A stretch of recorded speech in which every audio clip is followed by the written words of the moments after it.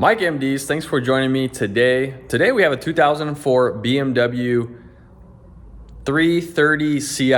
Yes, that's the one it is. Customers complained that the car does not start. It was towed in on the tow truck. It was actually out of fuel is what it was. So what we're gonna do here is replace the fuel pump with the sending units. The reason why we're doing the fuel pump is because it has high mileage. We're already in there. Let's do a fuel pump. So fuel pump, sending units, and also it has the original fuel filter on this thing, which is hard to believe. So once we do all this stuff, this thing is gonna run great, and the customer is definitely gonna notice the difference. So let's check it out. I'm gonna start with the fuel filter on this thing for two reasons. One, I already have it on the hoist. We're checking out the bottom here. And two, it will drain out all the fuel in the lines, so when I go up top to do the other stuff, it won't be under pressure or anything like that. So the fuel filter on this it's in line on the frame, which is great because most of the new stuff is in the tank and it's a pain and it's expensive. So this one here is underneath, it's serviceable. And the way I know it's never been serviced before is because the style of these screws here, they're one-way screws. And they're original from the factory. You can tell it still has a cosmoline, which is the waxy substance they put on the cars. They spray it so when it's shipped overseas it doesn't rust. See all this stuff here as it comes with that. It's called cosmoline. It's like a waxy gritty type of substance, and then when it comes to the port they wash it all off, but not all of it gets washed off. But I think that's great. I think it should have some. It acts as a protective barrier here. So that's how I know this is the original filter here. And it also has the fuel pressure regulator built onto this thing as well. So you get a new one of those, and that is vacuum operated here. So you have the inlet from the pump goes through here, goes to the engine, and then you have a return here. Whatever it doesn't use right here goes back to the tank. So the new stuff isn't like that. It's just one shot to the engine, unlike this old one here. All right, I'm gonna try not to get in the shot here. I'm gonna take these off. It's got a bunch of that cosmoline stuck on it. Get it out here.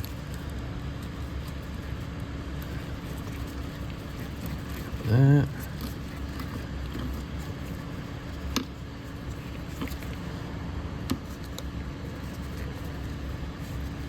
This one I already have off.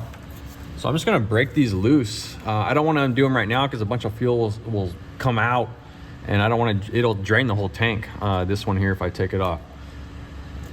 So I'm just gonna prep everything so I can swap it out with a new one really quick. So I'm just gonna loosen stuff up.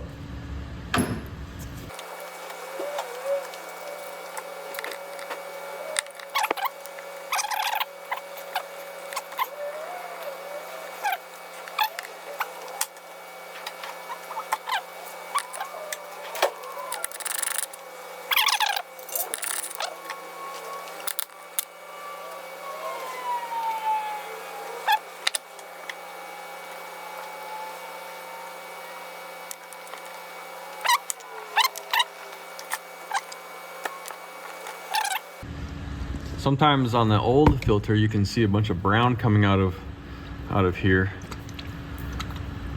If you put it like on a piece of paper, white paper, you'll see some brown coming out. I don't see anything.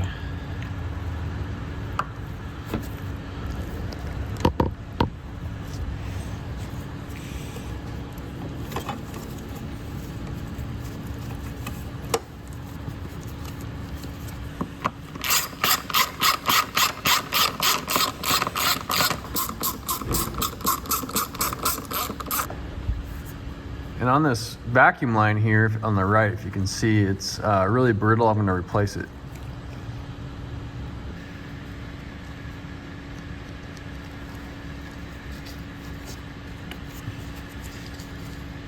There we go, perfect. Everything looks good here. Yeah.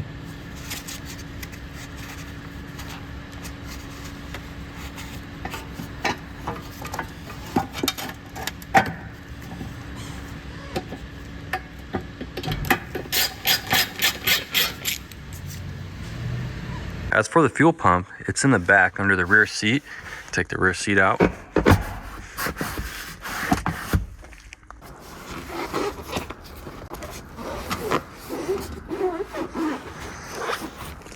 All right, I peeled these sound deadening fabric back here, and we're gonna take these covers off here. They're access ports to the fuel tank. The fuel pump's on this side, and this side has the fuel sending unit. So there's two fuel sending units, one over here and here, and we're gonna replace them both along with the pump.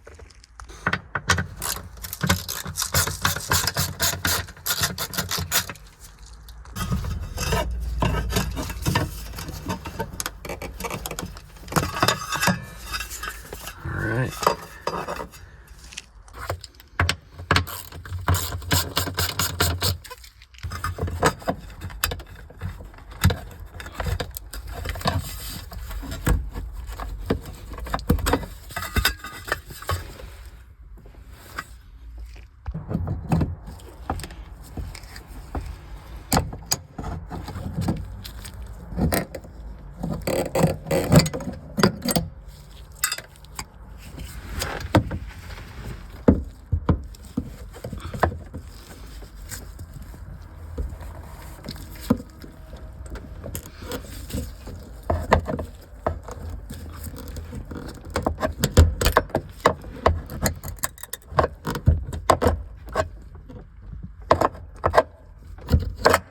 Again, this car being so old, it's a little bit of a challenge to get some of these lines off here, especially when you're holding the phone with the other hand. Here we go, it's coming.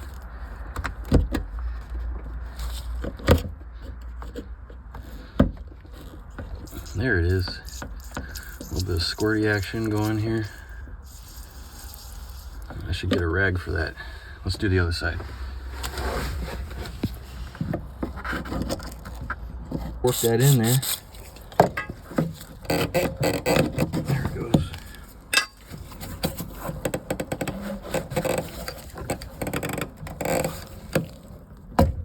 There's that one.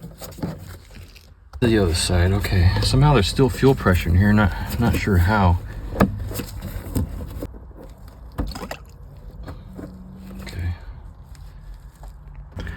All right, now to take this off. And we can tell this has never been off before because it still has the factory goop on here. It hasn't been broken. So this is original. So we got the special tool. It has these little ridges on it that bite into the locking ring here. There it is. And get this big guy on here. And I have to push down while I do this so I can't hold the phone.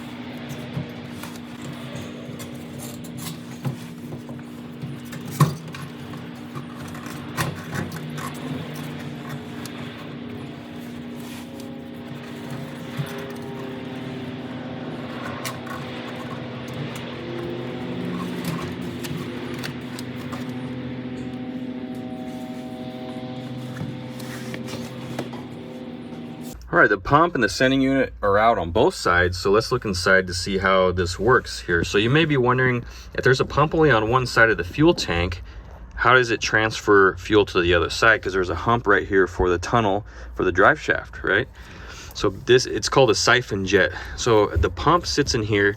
As it sucks fuel, it creates a suction down in this plate here, and it creates a siphoning effect from this hose. And that line goes all the way to the other side right there, and it has a kink in it that goes right here to the return.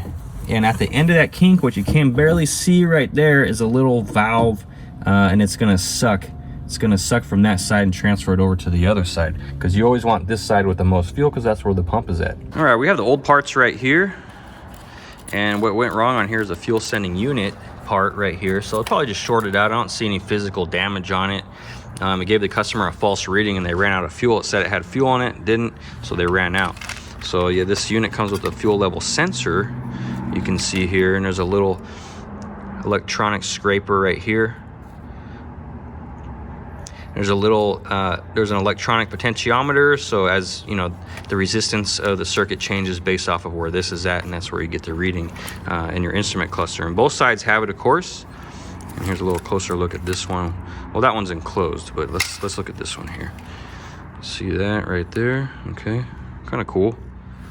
The pump is in here as well. There it is, right there, with a little screen on the bottom to filter out any debris. Let's go back together. All right, put the new seal in it. We're gonna use Vaseline, lube it or lose it is what I say.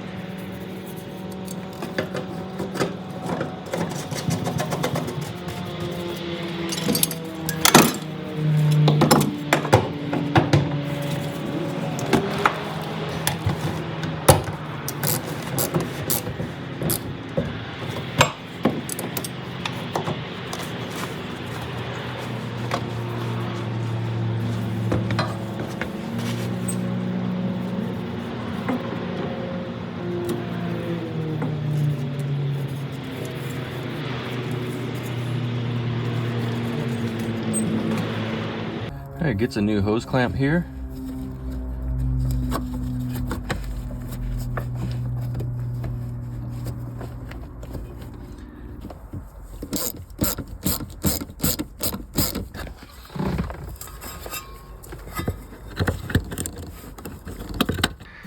It's the moment of truth. Everything's back together.